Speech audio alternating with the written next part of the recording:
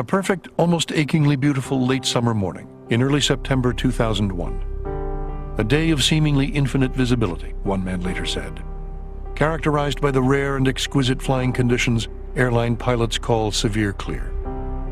Life in New York and much of the rest of the contemporary world was changed irrevocably in the space of less than 2 hours. In my years in New York, there's obviously nothing like it. Nothing comes close. As a newspaper man, I've seen other horrors, wars, and the earthquake in Mexico in '85, which killed 20,000 people. But that was an act of nature, not of man. The combination of the death, the spectacular event of the two skyscrapers collapsing, and the motivations behind it, all those things, I think, made this something that just struck a knife right into the heart of every New Yorker, knowing that we'd never be able to look at our city the same way again. First of all, it's a surprise on a beautiful day at the center of this powerful nation, which has not been attacked on its own shores or its own land by a foreign power in almost 200 years. So that's a new thing. Secondly, the public focus on this. Never in the history of the world had there been anything even close. There's not really a second place. The second place would probably be the assassination of President Kennedy. You know, a world event where the world is focused on that story, but nothing like this, where it's seen instantaneously as it happens by tens of millions of people around the globe. In a little less than 2 hours, with an almost poetically horrifying symmetry, the symbols and instruments of the city's uniquely air-minded culture, and of globalization itself, skyscrapers, jets, and the mass media, would be turned back against themselves with a devastatingly lethal impact and effect. We were utterly struck by the fact that nothing here fit with any prior experience. I mean, of course, people were talking about how it looked like something in a disaster movie. We could only think in terms of life imitating art because we had no other thing to compare it to. So people went to the movies and compared it.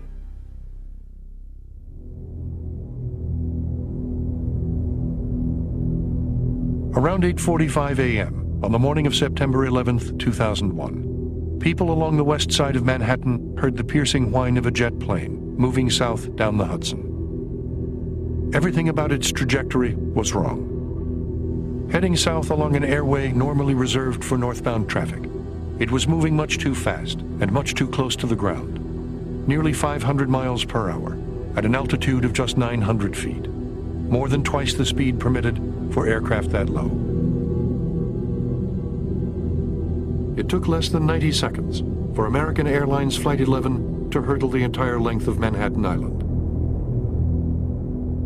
A little after 8:46 a.m., the huge 137-ton Boeing 767, measuring more than half a football field in length from wingtip to wingtip, and carrying more than 9,000 gallons of highly inflammable jet fuel, flashed across the final 20 blocks from Canal Street to the World Trade Center, and tore through the north wall of the North Tower between the 94th and 98th floors.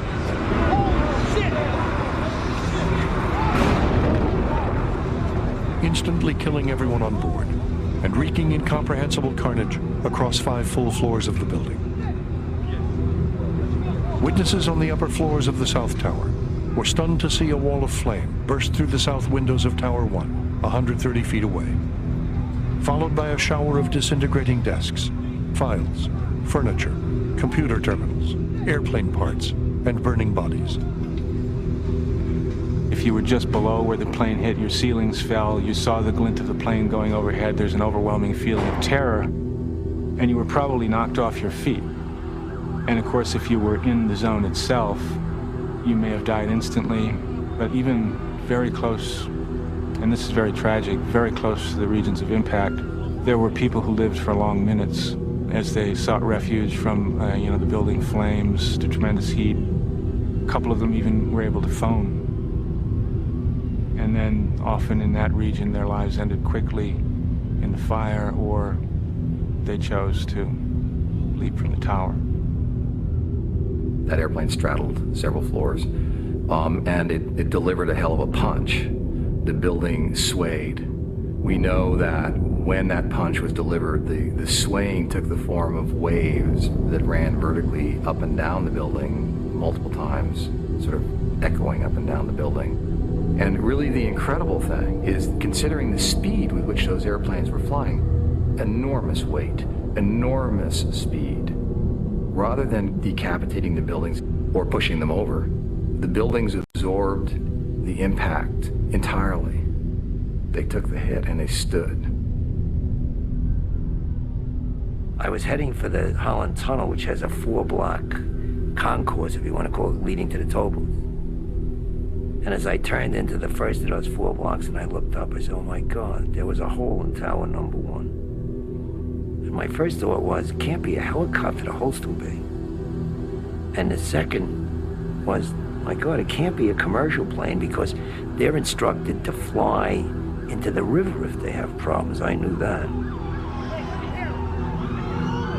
By 8:55, an army of firemen, police officers, emergency medical personnel, and government officials, including the mayor himself, had begun to descend on Lower Manhattan, along with an army of reporters, photographers, and television crews, as the machinery of the largest media apparatus in the world began to focus on the 16-acre site. At 9:02 a.m., little more than 15 minutes after the attack, millions of people in the metropolitan region, and tens of millions more across the country and around the world, were staring intently at the smoldering skyline of Lower Manhattan, when a dark shape appeared on the horizon above the New Jersey lowlands and came hurtling across the Upper Bay. I got out of my car. Other people did. And suddenly I saw plane number 2 coming from the south over the Statue of Liberty, going very fast. They say between 500 and 600 miles an hour.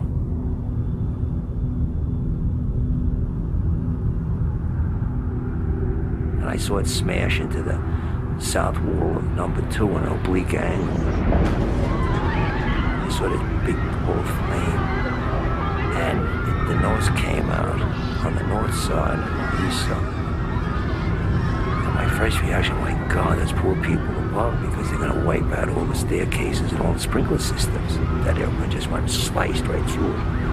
And the power of such a big plane at that speed. And for a moment, incredible sadness for the people there, and then an incredible anger, feeling that somebody had deliberately rammed into those towers and those poor innocent people that were in there. I was at the Tweed Courthouse on Chambers Street, right behind City Hall. I grabbed a notebook and ran to the street in time to see the second one hit. I knew right away, obviously, it was terrorism. This amazing fireball that came roaring towards Broadway. And people on the street corner just going, oh, shit, oh, shit, oh, shit. That expression must have been uttered like 10 million times that day. Just astonishment at what they were looking at. We know that when the airplanes hit, there was an instantaneous release of energy in the form of fuel vaporized that caught on fire. There was fire instantaneously across multiple floors. That fire, which was a kerosene fire, jet fuel fire, burned very hot, but it also burned very fast. We're talking 3 to 5 minutes. But what it did is it ignited a simultaneous office fire, in both cases, across multiple floors. An office fire the like of which had not been imagined before. In all cases, an office fire is many things burning, partitions, carpets in particular, computer cases, but paper, mostly paper. And if you look at the dynamics of the collapse, what you find is that in both cases, it was the paper fire that was sustained long enough because of the amount of paper in there to cause the steel to weaken, to cause the collapse and the hammering down in both cases. I mean, paper on that day was a constant presence. It rained down on the city as if in mockery of the kind of business that was done at the Trade Center. Here, have some of the paper. and it burned, and it brought the buildings down. The second plane had struck the South Tower at 9:02:54 a.m., just 16 minutes after the first plane went in. By then, the first teams of firemen and rescue workers had already arrived at the foot of the North Tower, where they were greeted by a scene of horror and devastation that defied the imagination. On the Austin Tobin Plaza, there were corpses everywhere. The mangled bodies of men and women who had already jumped or fallen from the upper floors of the building, and the charred remains of passengers from Flight 11, some still belted into their seats. Far above, meanwhile, in the upper reaches of the towers themselves, the gaping black holes where the planes had gone in marked a stark dividing line between life and death. In the North Tower, the plane struck at the center, and it also struck much higher up. And because it struck at the center, the fuel immediately went down the shafts and created a much broader fire. The flames were much more intense. The number of floors that were available to move up and down were many fewer. So what happened was people were breaking windows in the North Tower, desperate to get air, and there was no place to go because there were no stairwells that were open up and down. People were stacked 4 or 5 on top of each other at the broken windows, desperate to breathe. And other people were hanging on to each other across the steel columns from window to window, hanging out of the windows, desperate to breathe, and just, grasping each other to keep hold of the building. One of the most horrific scenes in the history of the nation took place 1,000 feet above Lower Manhattan. And it took the lives of people who were staring down at safety, at the most populous city in the nation, civilization at its peak. But they didn't have anywhere to get there. And there's really few words to describe how terrible that must have been.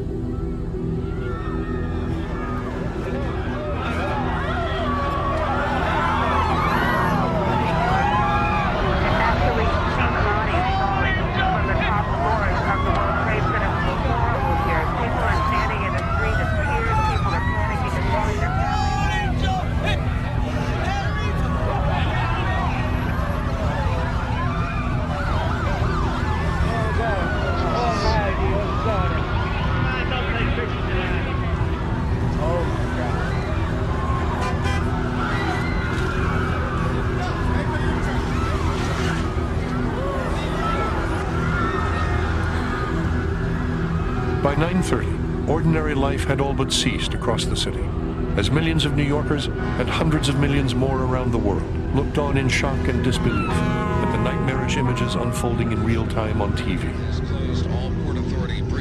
You usually can gauge things, within a few minutes, so that they may start getting worse. But at one time you say, well, this is what they are.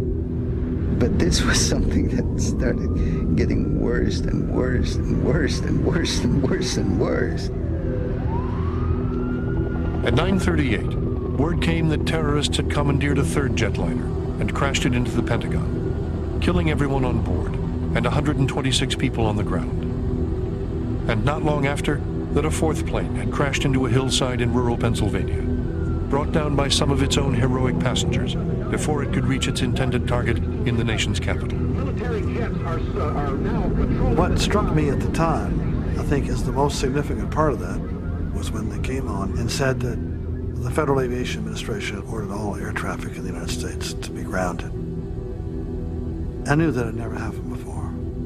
There are tens of thousands of planes in the United States at any one time, and to say they have to land now.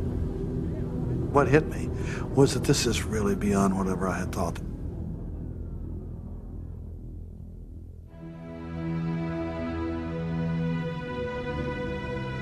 And then, on a morning of hideous surprises, already without precedent in the city's history, something happened that no one had ever thought possible before. Something beyond comprehension. Something that had never happened in the history of tall buildings since the first skyscrapers had gone up at the foot of Manhattan over a century before. High up in both towers, the raging fires were now generating 3 to 5 times the heat of a nuclear power plant, and the interior temperature had soared in places to nearly 2,000 degrees Fahrenheit. At 9:58 a.m., having withstood the ferocious heat of the inferno within for nearly an hour, the floor trusses on the 80th floor of the South Tower began to give way. Columns along the east wall began to buckle outwards, and the entire building began to come down.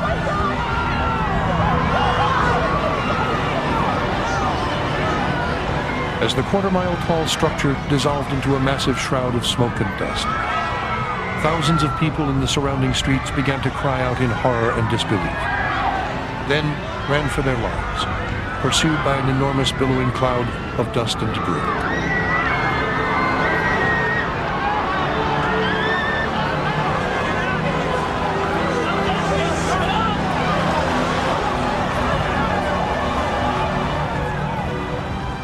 It never occurred to me that these two buildings would come down. So that when they did, it was the most shocking moment maybe that I'd ever had. That the South Tower began to tip forward and then righted itself and came down in what in memory seems like a slow motion moment.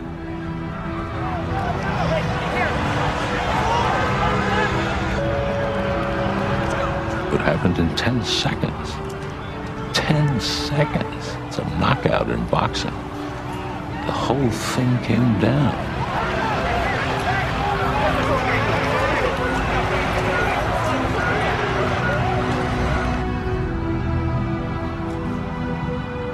It was just, to me, still, it's a staggering moment in New York, in any history, in world history, for a place that had never had anything like that happen to it ever before. The Empire State Building didn't come down. You couldn't. 93, the 4,000-pound bomb goes off in the basement, doesn't come down. This time it came down. This time they figured it out. And I thought, oh man, something new's happened here. At 10:28 a.m., 30 minutes after the South Tower fell, the television antenna atop the North Tower began to give way, followed a fraction of a second later by the upper floors of the building itself, as the entire North Tower now came down too.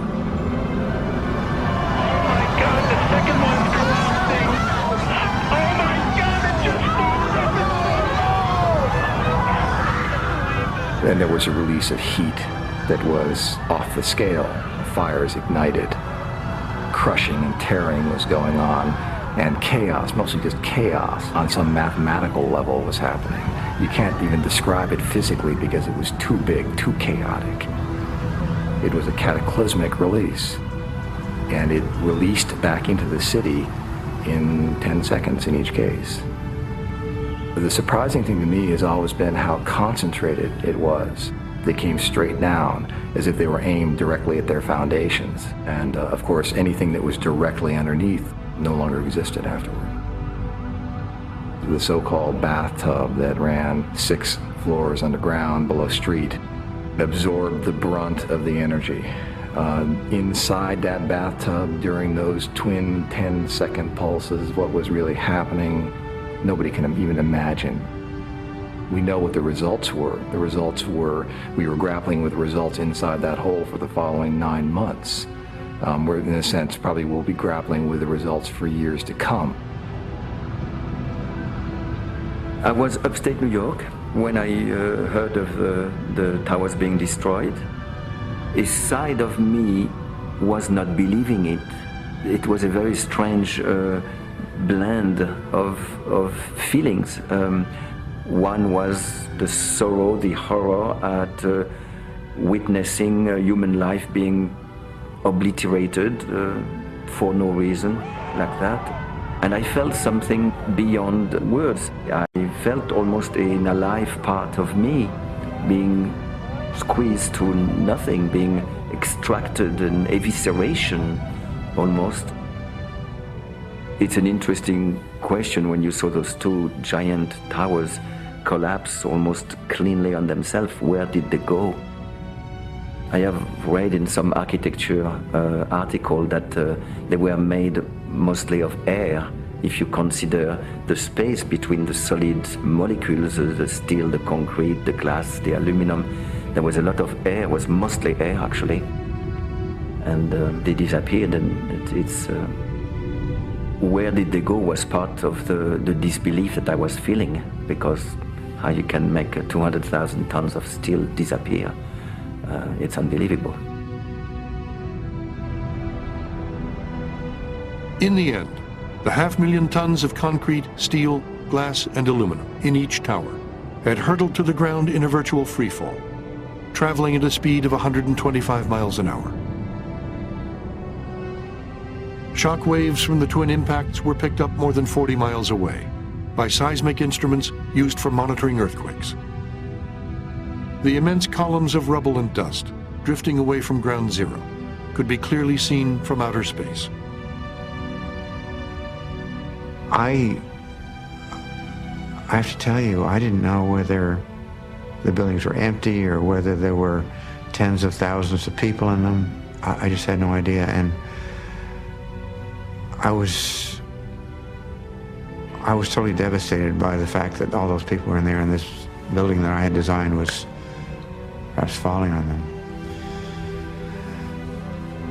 The buildings were not so important to me. I'm good at buildings, but people are another matter. It was a terrible event. Absolutely terrible. I don't think you can measure the impact. It's absolutely enormous. Everybody felt it, but of course those who felt it most and will never get over the effects are those who lost people. And the sheer numbers are so appalling, and the horror of the attack is so appalling that in one sense New York will never be the same. With the collapse of the second tower, an eerie quiet descended on New York. By 11 o'clock, hundreds of thousands of dazed and disheveled office workers, many covered in ashes and dust, could be seen marching north from the financial district, straggling uptown along the West Side Highway, or heading over the bridges to Brooklyn. Down at the site itself, hundreds of firemen and rescue workers groped their way across a surreal landscape of smoke and flames, at the edge of an immense 7-story pile of tangled steel and debris, searching desperately for any signs of life. All day, doctors and nurses in emergency rooms around the city braced for the anticipated onslaught of injured survivors that never came. Those who got out, one nurse later said. Those who didn't, died. Around 5:20 in the afternoon, building number 7, a 47-story tower on the north side of Vesey Street, succumbed to a raging oil fire within and fell to the ground.